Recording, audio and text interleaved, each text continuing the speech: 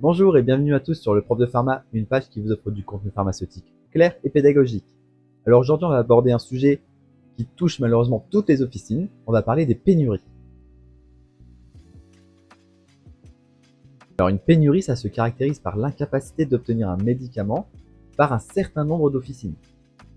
Cette pénurie, elle peut être régionale ou nationale, selon le cas, ou même plus locale dans certains cas.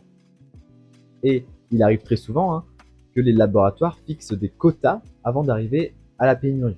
C'est-à-dire qu'une officine aura par exemple un quota de 2 boîtes par mois.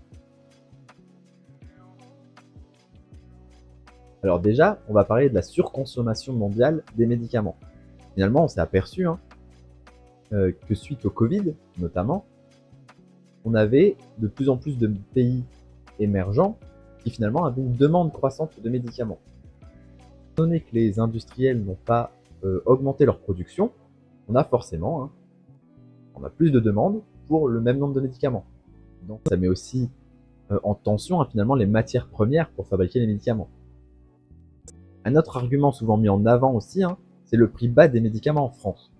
C'est-à-dire que notre système de santé fait que la sécurité sociale, donc l'État, prend en charge la majorité des frais de santé, notamment du médicament, et donc que celui-ci fixe le prix du médicament à l'achat.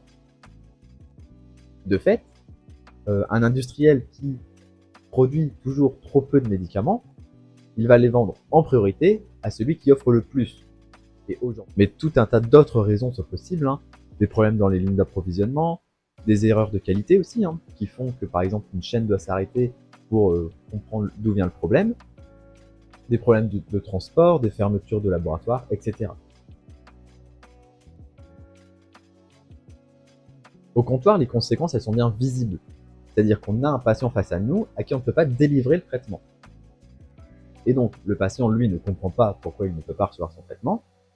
Et c'est une réelle perte de chance, finalement, pour lui, qui va devoir attendre un traitement qui peut être vital. Il est donc aussi de notre devoir, finalement, de trouver une solution la plus pérenne pour le patient.